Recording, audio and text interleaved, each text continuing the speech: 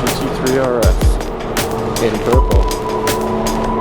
Center locking wheel nuts, big old rear wing,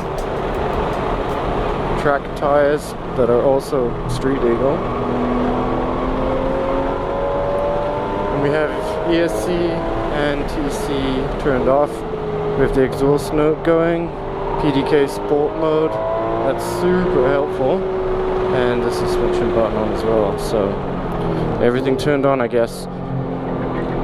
I've already driven a few laps and thoroughly enjoyed this car.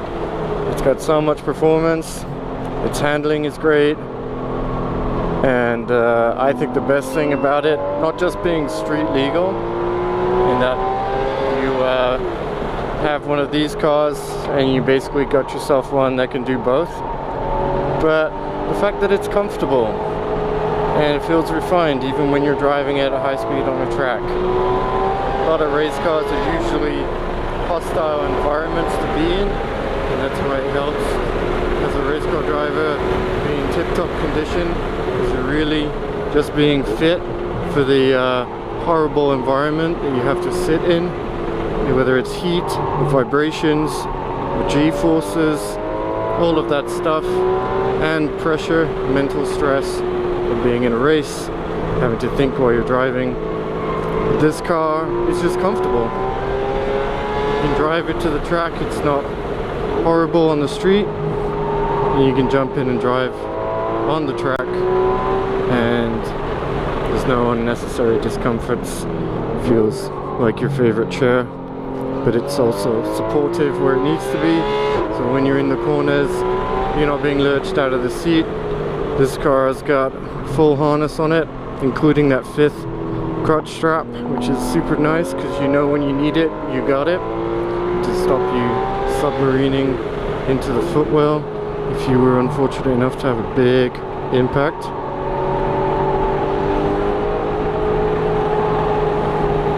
The great thing about the tires this car is on right now is the noise it's giving you, because any driver will tell you feedback is key, feedback from the car. So you know when you're near the limit, and you know from the different tones of tire squeal in this car, you know kind of how much of that limit you're using. So you don't have to go like a bat out of hell, see what the car is made of. As you start increasing your speeds, it starts to make different noises from the tires, and then you can hear that.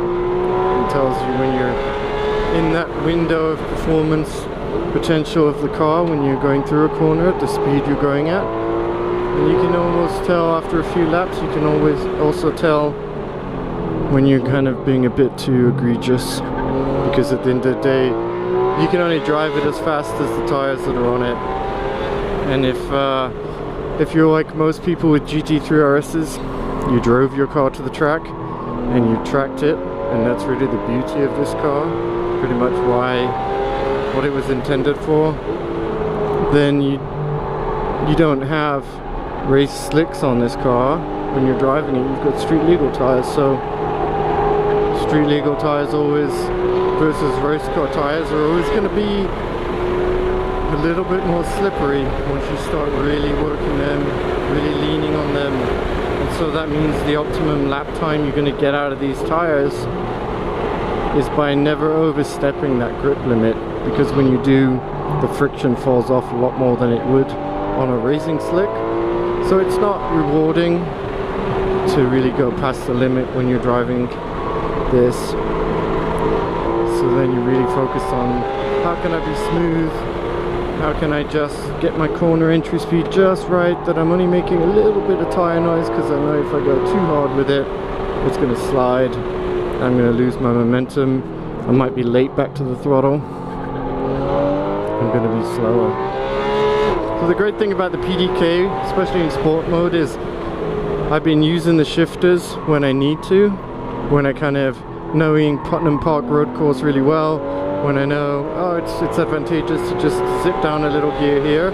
I can do that, get myself a bit more deceleration, get myself a bit more rotation, start the throttle up sooner as a result. I can do that with this PDK, and it puts me in manual mode for a second or two while it lets me do that. and after a few seconds it pops me straight back into auto. But because we're in PDK Sport, it means that auto is an aggressive tune there, so I can feel the rear tires chirp a little bit on upshifts with full throttle, and also on the downshifts I can feel them, and it's pretty much as close to a race car as you can get, and you don't even have to be the one doing it. The ECU on the transmission knows what the power range is of the engine, so it knows, given the speed you're at, what gear you want to be in. It puts you in that gear. So basically makes it a ultra awesome driving experience using man and machine. And that's really the main argument for PDK, you know, against a lot of Porsche purists that really want the manual transmission. And that's great, and it's an awesome driving experience when you're the one shifting the gears, downshifting, you know, all the throttle blips, the clutch, and getting it just right.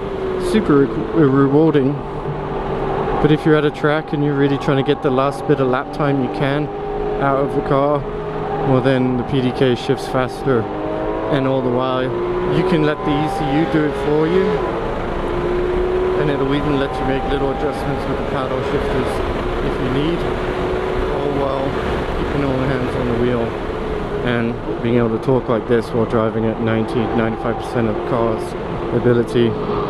Obviously we don't want to completely overdrive the vehicle because this car will have a new owner soon, so we'll leave the tires and the brakes for that new owner to enjoy. Another thing I like about this car is the brake pedal. There's a lot of street cars, they're being driven by all types of demographics and ages and genders, so a street car brake pedal needs to be usable for someone wearing high heels, for instance, whereas this car, tuned for the track, is a little bit harder pressure required for the brake pedal. The benefit of that is being able to use your leg more and all your leg muscles to squeeze that brake pedal down when you're braking.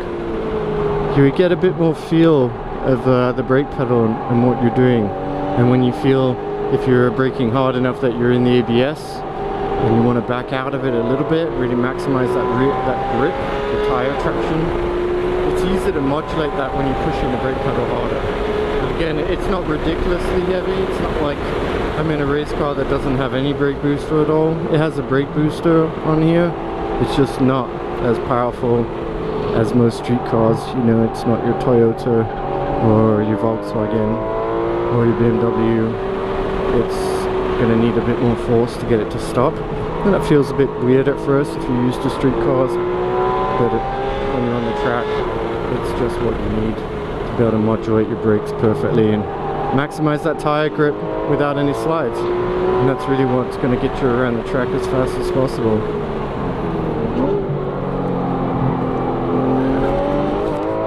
The suede wheel is nice on this. Working with a lot of driving simulators, suede wheels just get super disgusting and gunked up, but Porsche are famous for having this high quality suede, and this car is not brand new. I'm not the first person to be driving it. I'm not wearing gloves right now, but this suede just feels brand new. This car is 4 years old and the suede looks like it's new. This car is so fast.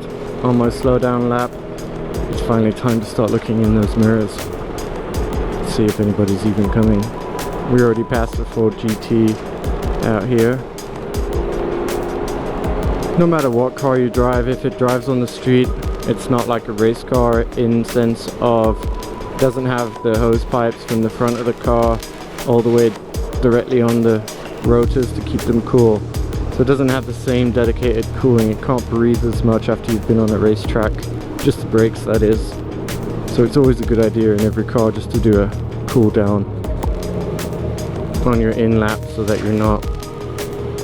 you are allowing the air to just flow around the brakes as much as possible. And then that way when you're sitting in the garage, a lot of the heat is dissipated from the rotor and the caliper, so that it's not sitting there on just one part of the rotor where the caliper is, cooking it, and that's how you get warped brake rotors.